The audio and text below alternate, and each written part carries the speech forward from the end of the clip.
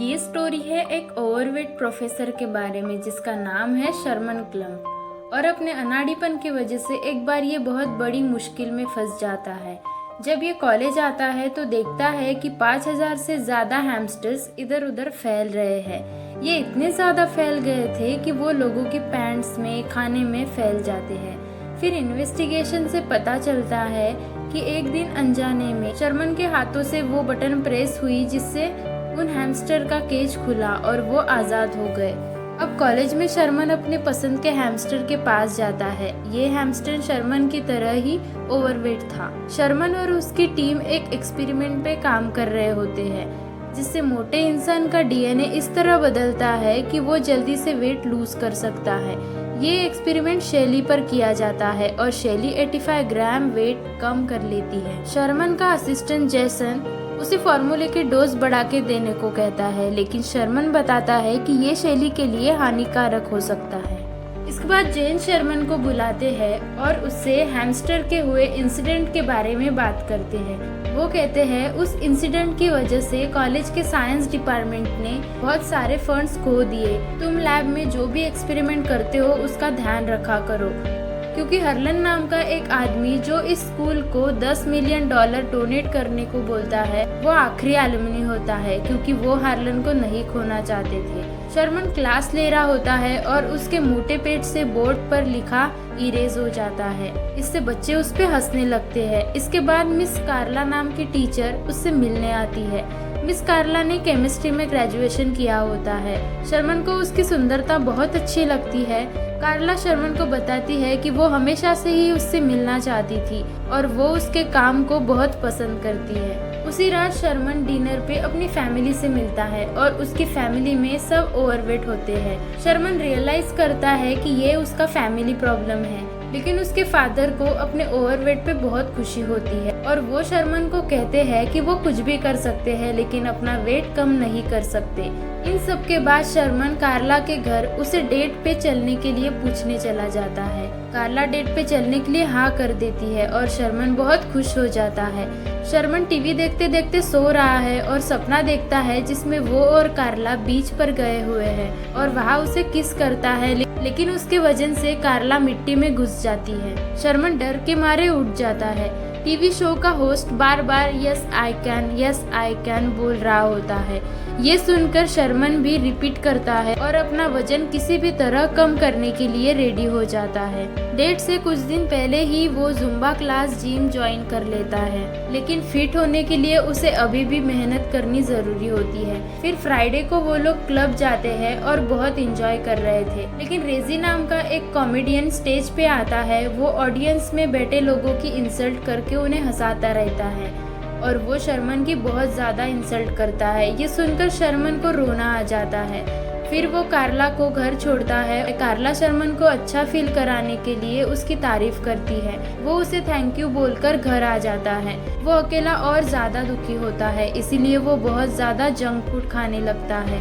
खाते खाते वो सो जाता है और सपने में वो देखता है कि उसे हार्ट अटैक आ गया है और साथ में उसका वेट भी बढ़ गया है। हॉस्पिटल से बाहर निकल के वो अपने एक फाट से पूरी दुनिया को खत्म कर देता है और वो डर के उठ जाता है और ये रियलाइज करता है कि वो एक्सरसाइज और हेल्दी खाने से पतले होने के रास्ते पर चलता रहेगा तो कभी भी पतला नहीं हो सकेगा। और अब वो डिसाइड करता है कि वो अपने लैब के सीरम को खुद इस्तेमाल करेगा और रात में जाकर मेडिसिन तैयार करके खुद पी लेता है। तभी कंप्यूटर स्क्रीन पे डीएनए रिकंस्ट्रक्शन कंप्लीट का एक मैसेज आता है।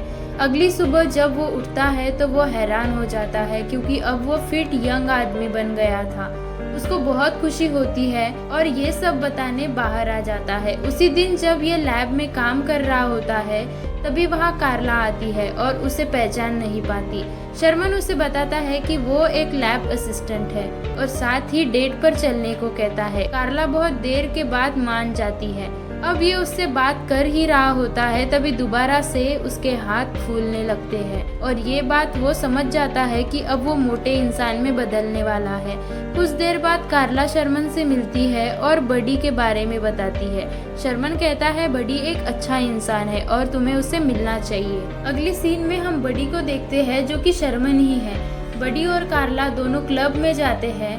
क्लब में वही कॉमेडियन था जो पहले की तरह सबका मजाक बना रहा था। अब ये दोबारा से बडी की इंसल्ट करने की कोशिश करता है। तो इस बार बडी बहुत ज्यादा कॉन्फिडेंट था क्योंकि अब वो पहले जैसा मोटा नहीं था।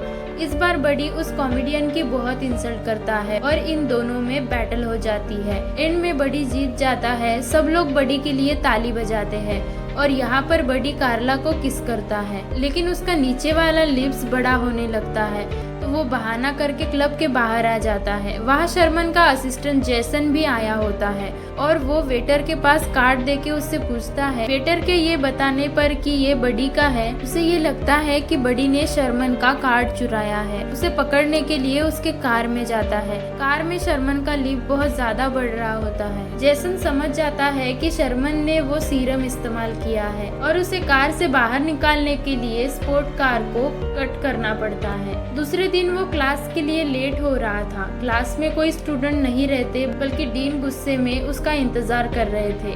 वो उससे स्पोर्ट कार के बारे में पूछते हैं जो बडी ने शर्मन के नाम पे ली होती है और साथ ही ये कहते हैं कि अगर हार्लन के फंड में थोड़ी सी भी प्रॉब्लम आई तो वो उसकी जान ले लेंगे। डीन चाहते हैं कि शर्मन का सीरम प्रोजेक्ट हर्लन को पसंद आए।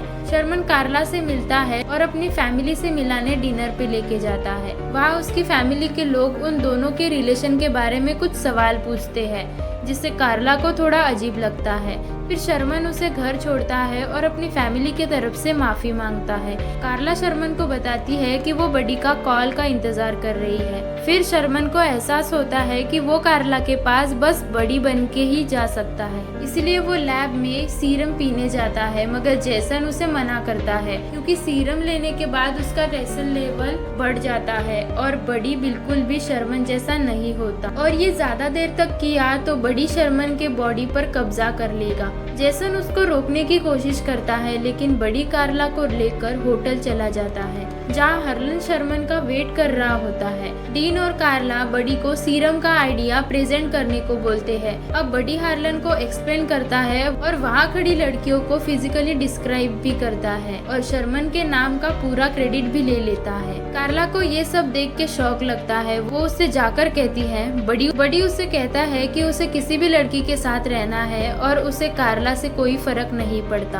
अब डीन शर्मन की पोजीशन बडी को दे देता है। बडी पूरी रात पार्टी करता है और सुबह खुद को शर्मन के बॉडी में पाता है। कुछ देर में कार्ला वहाँ आती है और शर्मन को लड़कियों के साथ देखकर उसे बहुत सुनाती है। फिर शर्मन ऑफिस जाता है और उसे डीन से पता चलता है कि वो फायर हो चुका है और उसकी जगह पे बडी को रखा गया है। वो निराश होकर घर आता है और टीवी देखने लग जाता है। बडी की वीडियो टीवी पे चलने लगती है जिसमें वो शर्मन की पूरी लाइफ का मजा उड़ाता है और उसे सीरम लेने को बोलता है। ये सब देखकर शर्मन गुस्से में सारे सीरम डिस्ट्रॉय कर देता है। बडी ने शर्मन की ड्रिंक में सीरम मिलाया होता है। उसे पीते ही शर्मन बडी में बदल जाता है और वो एलुमनी हॉल में चला जाता है। जेसन कंप्यूटर में देखता है कि बडी का टेंशन लेवल बहुत ज्यादा बढ़ चुका है और अगर उसने एक डोज ले ली तो शर्मन मर जाएगा और बस बडी रह जाएगा। बडी स्टेज पे चढ़ के सबको सीरम के बारे में बताता है। उसका पेट कभी बाहर निकलने लगता है तो कभी अंदर चला जाता है।